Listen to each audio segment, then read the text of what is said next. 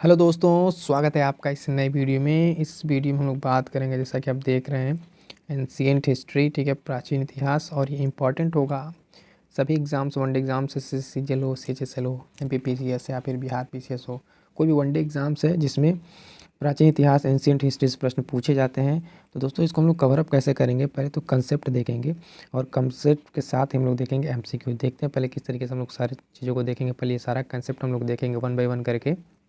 उसके बाद हम लोग करेंगे कुछ क्वेश्चंस की प्रैक्टिस, फिर उसमें क्वेश्चन की प्रैक्टिस होगी वन बाय वन करके। ठीक है, एक टॉपिक को कवर करने के बाद से कैसे पढ़ा जाता है कि पहले आप कोई भी टॉपिक पढ़िए, उसके बारे में जो फैक्ट्स हैं उसको जानिए, फिर उससे रिलेटेड सारे क्वेश्चंस को लगाइए। देन उसके बाद से हम लोग आगे इस तरीके से प्रोसीड करेंगे। तो चलिए देखते हैं कि इसमें भी आप समझ ही गए होंगे कैसे क्या है कंसेप्ट, और उसके साथ एमसीक्यू है।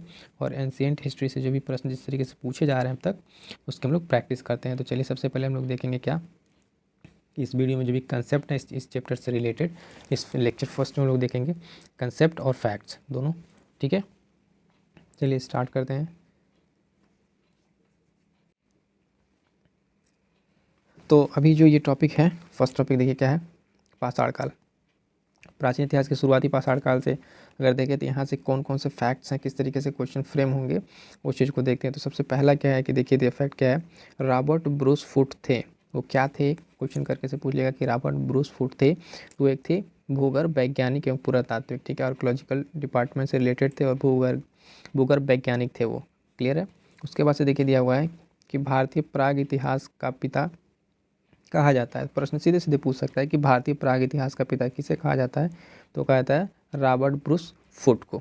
ठीक है, इसके बाद से है कुछ देखिए फैक्ट की जो कंसेप्ट की कोपेनहेग।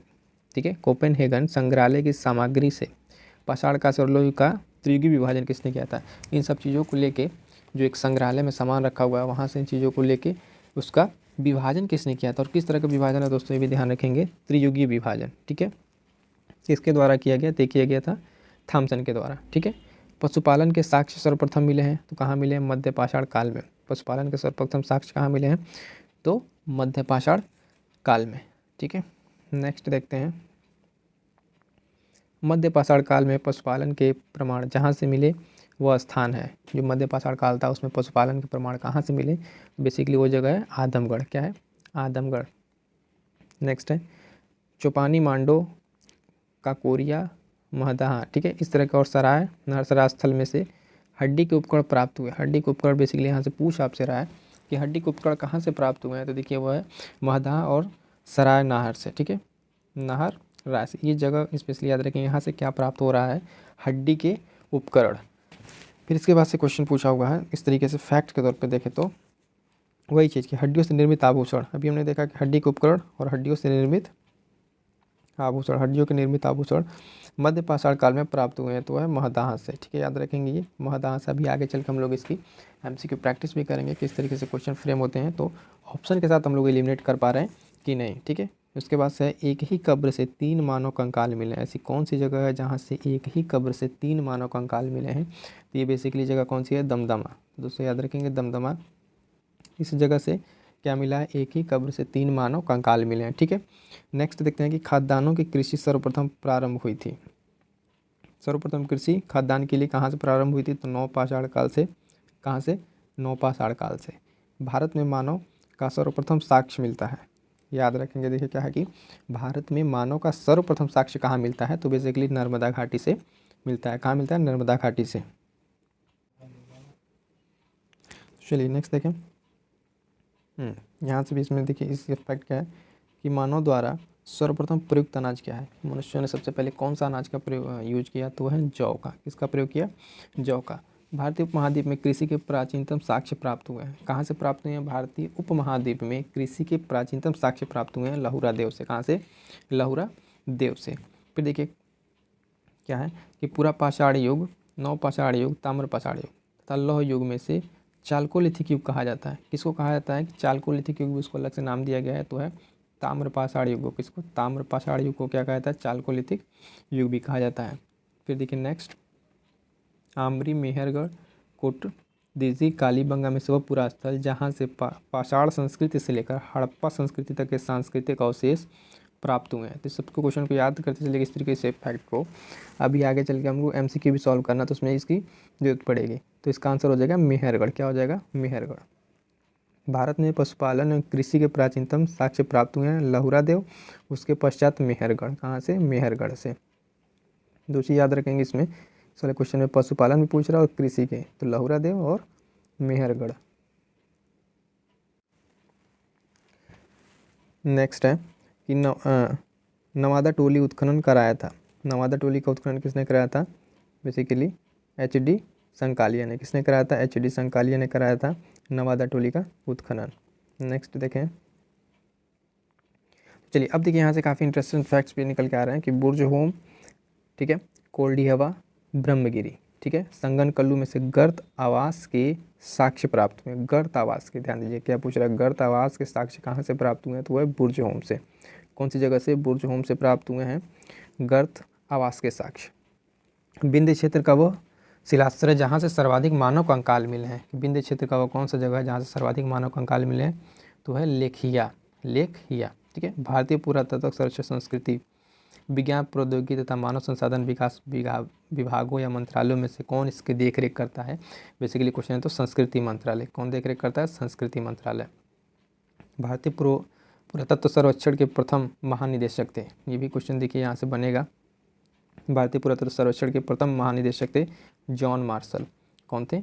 John Marshall. उसके बाद से राष्ट्रीय मानव संग्रहालय स्थित है। राष्ट्रीय मानव संग्रहालय कहाँ स्थित है? तो ये बेसिकली स्थित है भोपाल में, याद रखेंगे, भोपाल में। नेक्स्ट देखें, नवादा टोली स्थित है। नवादा टोली कहाँ है? ये है मध्य प्रदेश में, ठीक है। इससे रिलेटेड क्या है कि नवादा टोली बेसिकली डायरेक्ट पूछ लेगा कि कहाँ स्थित है, तो मध्य प्रदेश में। बृहत् पाषाण स्मारकों की पहचान की गई मृतकों को दफनाने के स्थान के रूप में, ठीक है। जो बृहत् पाषाण स्मारकों की पहचान की गई किसके तौर पे? तो मृतकों को दफनाने के स्थान के लिए इसको देखा गया है, ठीक है। इसके बाद से राख का टीला, बुदिहाल, संगन कल्लू, कोल्डियावा, ब्रह्मगिरी में से जिस 9 पाषाणिक स्थल से संबंधित है वह है, ठीक है, कौन सा है? संगन कल्लू, ठीक है। संगन कल्लू बेसिकली किससे रिलेटेड है? 9 पाषाणिक स्थल से संबंधित है। चलिए इसके बाद से इसमें दिया हुआ है कि भीमबेटका प्रसिद्ध है। भीमबेटका डायरेक्ट पूछा हुआ क्वेश्चन, भीमबेटका। अभी आगे हम लोग देखेंगे भी फर्दर इस तरह के क्वेश्चंस को, कहाँ कहाँ से क्वेश्चन कैसे फ्रेम हुआ है, अभी आप देखिएगा, काफ़ी इंटरेस्टिंग होने वाला है। भीमबेटका प्रसिद्ध है गुफाओं के शैल चित्र के लिए। किसके लिए? गुफाओं के शैल चित्र के लिए फेमस है भीमबेटका, ठीक है। फिर क्वेश्चन है भारत में सर्वाधिक शैल चित्र प्राप्त हुए हैं। सर्वाधिक शैल चित्र कहाँ से प्राप्त हुए हैं? भीमबेटका से। कहाँ से प्राप्त हुए हैं? भीमबेटका से सर्वाधिक शैल चित्र प्राप्त हुए हैं। इसके बाद से देखिए कुछ और इसमें भी फैक्ट है। अजंता, भीमबेटका तथा अमरावती में से वह स्थल जो प्राग ऐतिहासिक चित्रकला के लिए प्रसिद्ध है। तभी हम लोग देखा प्राग ऐतिहासिक चित्रकला के लिए फेमस है कौन सा? भीमबेटका, ठीक है। भीमबेटका की गुफाएं स्थित है किस जगह? अब्दुल्लागंज, रायसेन, मध्य प्रदेश में। ये एड्रेस याद रखिएगा। अब्दुल्लागंज भी ऑप्शन में दे सकता है, रायसेन भी, या मध्य प्रदेश, तीनों में से कोई एक देके आपसे जनरली ये क्वेश्चन पूछा जा सकता है कि भीमबेटका की गुफाएं कहाँ स्थित है। नेक्स्ट है गैरिक मृदभांड पात्र OPC का नामकरण हुआ था, ठीक है। इसका नामकरण कहाँ हुआ था? हस्तिनापुर में, याद रखेंगे कहाँ पे? हस्तिनापुर में। फिर देखिए ताम्रपाषाण काल में महाराष्ट्र के लोग मृतकों को घर के फर्श के नीचे दफनाते थे, ठीक है। तो किस तरीके से? उत्तर से दक्षिण की ओर। यदि से याद रखेंगे, उत्तर से दक्षिण की ओर। नेक्स्ट देखिए कि ब्रह्मगिरी, बुर्जहोम, चिरांद तथा मास्की में से वह स्थल जहाँ पे मानव के कंकाल के साथ कुत्ते को भी दफनाया गया है, ठीक है। तो जगह कौन सा है? बुर्जहोम, याद रहेगा। तो ये था फ्रेंड्स जो भी इस टॉपिक से रिलेटेड क्या था, सारे थे। देखिए अगर हम लोग तो फैक्ट या कह लीजिए या फिर इसके कंसेप्ट हमने देखा यहाँ पे, ठीक है, पाषाण काल के। अब चलिए इसके आगे हम लोग देखते हैं कि क्वेश्चन की प्रैक्टिस। अब टाइम आ गया है किस चीज़ के लिए? हम लोग करेंगे क्वेश्चंस की प्रैक्टिस। तो लेट्स डू इट, ठीक है। क्वेश्चन की प्रैक्टिस करते हैं। अब यही जो हम लोग टॉपिक पढ़ा है ना, इसी से रिलेटेड पढ़ने के बाद तुरंत हम लोग MCQ कर लेंगे, तो ये चीज़ें काफ़ी हम लोग को अच्छे से याद भी हो जाएंगी यहीं। फर्स्ट देखिए क्वेश्चन देखते हैं हम लोग। फर्स्ट क्वेश्चन क्या है? कोपेनहेगन संग्रहालय की सामग्री से पाषाण और कांस्य और लौह युग की त्रियुगी विभाजन किसने किया था? हमने कहा था ना। तो ये question same as it is question पूछा हुआ है, किसके द्वारा किया हुआ है? इसका राइट आंसर क्या हो जाएगा? ऑप्शन ए, थॉमसन ने। क्या हो जाएगा? ऑप्शन ए, थॉमसन ने किया था इस तरह का त्रियुगी विभाजन। देखिए भीमबेटका की गुफाएं स्थित है, कहाँ स्थित है? 4 ऑप्शन देके हमसे क्वेश्चन पूछ लिया सिंपली। अब यहाँ देखिए भोपाल भी दिया हुआ है, पंचमढ़ी, सिंगरौली, रायसेन, लेकिन यहाँ पे ज़्यादा अप्रोप्रिएट क्या आंसर होगा, ऑप्शन डी रायसेन। ठीक है, इस तरीके से अभी देखिए बाकी सारे क्वेश्चंस भी आने वाले हैं। नेक्स्ट देखें हम लोग क्वेश्चंस क्या है। नेक्स्ट क्वेश्चन देखिए, निम्नलिखित में से किस स्थल से मानव कंकाल के साथ कुत्ते का कंकाल भी दफनाया हुआ है या इस तरीके से प्राप्त हुआ है। ठीक है, तो ये जगह कौन सी थी, अभी हम लोगों ने पढ़ा Burzahom, option B is the right answer हो जाएगा इसका, बुर्जहोम। ठीक है, बुर्जहोम राइट आंसर हो जाएगा। नवादा टोली का उत्खनन, देखिए नवादा टोली का उत्खनन किसके द्वारा किया गया था। ठीक है, ऑप्शन देख लीजिए एक बार आप लोग, ऑप्शन देख लीजिए, इसका राइट आंसर क्या हो जाएगा, एच.डी. संकालिया ने। कौन कराया था, H D. Sankalia is the right answer. Friends देखिए इस तरीके से जब भी आप पढ़ेंगे, फैक्ट पढ़िए, कंसेप्ट पढ़िए, उसके बाद डायरेक्ट आप उस चैप्टर के एमसीक्यू लगाइए, तो चीज़ें बहुत जल्दी बेहतर तरीके से आपको तैयार होंगी। चलिए नेक्स्ट क्वेश्चन हम लोग देखें। क्वेश्चन को जब तक रीड करें तब तक आप भी इसको प्रैक्टिस कीजिए टिक करने के। देखिए क्वेश्चन है, प्रागैतिहासिक काल का कौन सा स्थल ताम्रवती नाम से प्रसिद्ध है। ठीक है, कौन सा स्थल ताम्रवती नाम से प्रसिद्ध है, तो इसका राइट आंसर हो जाएगा बेसिकली ऑप्शन सी, अहाड़। अहाड़ स्थल जो है किस नाम से फेमस है, स्थल ताम्रवती नाम से भी ये फेमस है। इसके बाद से पशुपालन का प्राचीनतम साक्ष्य प्राप्त हुआ है, पशुपालन का प्राचीनतम साक्ष्य प्राप्त हुआ है, इसका राइट आंसर हो जाएगा ऑप्शन ए, बागौर से। कहाँ से, पशुपालन के प्राचीनतम कहाँ से मिला साक्ष्य, बागौर से। ठीक है फ्रेंड्स, देखिए इंडियन एपिग्राफी के लेखक हैं, इंडियन एपिग्राफी के लेखक कौन है, तो इंडियन एपिग्राफी के लेखक हो जाएंगे, इसका राइट आंसर हो जाएगा ऑप्शन ए, डी.सी. सरकार। कौन, डी.सी. सरकार is the right answer. Next question देखिए, नेक्स्ट क्वेश्चन क्या है कि भीमबेटका किसके लिए प्रसिद्ध है, वही क्वेश्चन आगे डायरेक्ट पूछ लिया, इसका राइट आंसर क्या हो जाएगा, आप लोग देखिए तब तक क्या हो जाएगा, ऑप्शन ए, गुफाओं के शैल चित्र के लिए, गुफाओं के शैल चित्र के लिए क्या फेमस है, भीमबेटका। नेक्स्ट क्वेश्चन, भारतीय उपमहाद्वीप में कृषि के प्राचीनतम साक्ष्य प्राप्त हुए हैं, भारतीय उपमहाद्वीप में कृषि के प्राचीनतम साक्ष्य कहाँ से प्राप्त हुए हैं, ऑप्शन सी हो जाएगा राइट आंसर, मेहरगढ़ से। ठीक है, clear, option C is the right answer, Mehrgarh. चलिए नेक्स्ट क्वेश्चन देखें, भारतीय पुरातात्विक सर्वेक्षण निम्नलिखित विभाग मंत्रालय में से किसके अधीन कार्य करता है। चार ऑप्शन आपके पास है, संस्कृति, पर्यटन, विज्ञान प्रौद्योगिकी, मानव संसाधन विकास। इसका राइट आंसर क्या हो जाएगा, ऑप्शन ए, संस्कृति मंत्रालय। कौन सा मंत्रालय हो जाएगा फ्रेंड्स, इसका राइट आंसर हो जाएगा क्या, ऑप्शन ए, संस्कृति मंत्रालय।